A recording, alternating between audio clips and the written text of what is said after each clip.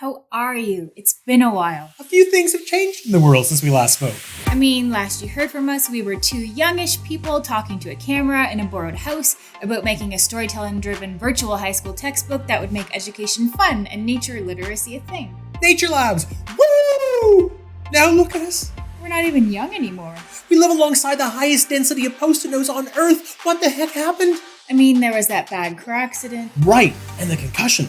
And that other concussion? Ooh, that was bad. Oh, and the main character for Nature Labs, this grizzly bear known as Chocolate, he disappeared on day 3 of production. Our oven exploded. Our apartment caught fire. Our neighbor's pipe burst. Our apartment flooded. That whole global pandemic. Oh, good God, that all happened to us. Yes, and we're still alive and happy and sane. Are we?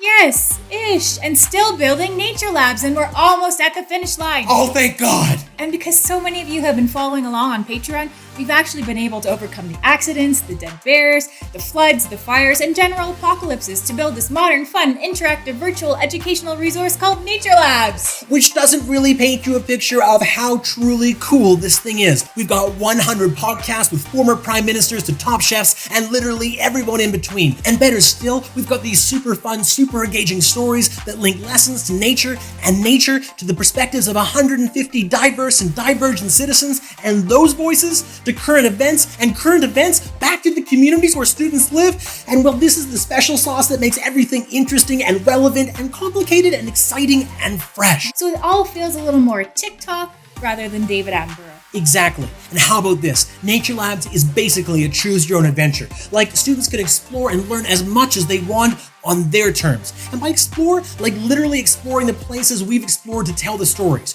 Virtual hikes and drives, short, punchy vignettes that introduce students to their natural neighbors and facts they or you probably don't know. Like frobsicles. They're a thing. Or how raptors that live in the Rocky Mountains might stack up against the greatest Toronto Raptors of all time. What?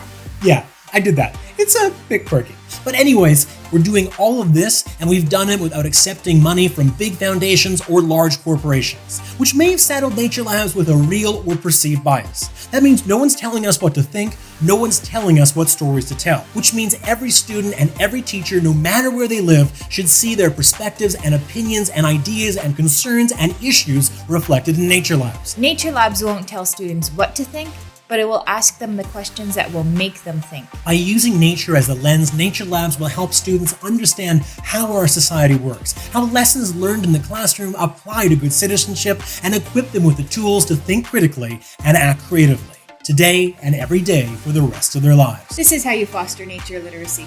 And this is how you create a new generation that doesn't just dream of a better balance between people and nature, but actually works to make it so in ways we never dreamed possible. But look, we're not perfect, and Nature Labs definitely won't be perfect.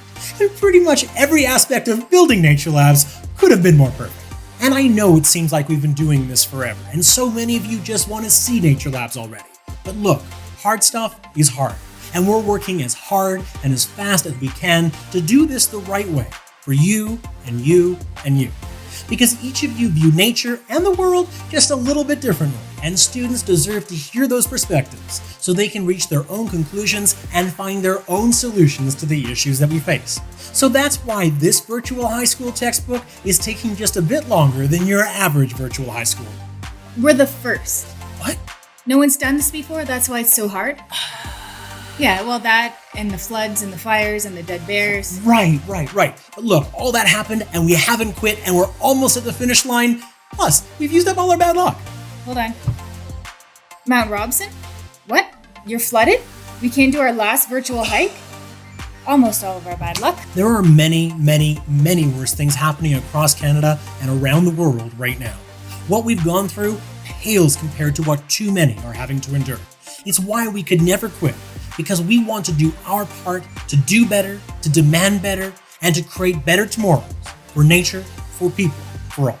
Thanks to our incredible partners in BC Parks and Mount Robson Provincial Park, we hope to have Nature Labs ready by fall 2022 for all schools. Why not join us for the next chapter of this unbelievable true story and learn what it's like for one couple to decorate their living room with Post-it notes so they have perma-PTSD about the work they still have to do.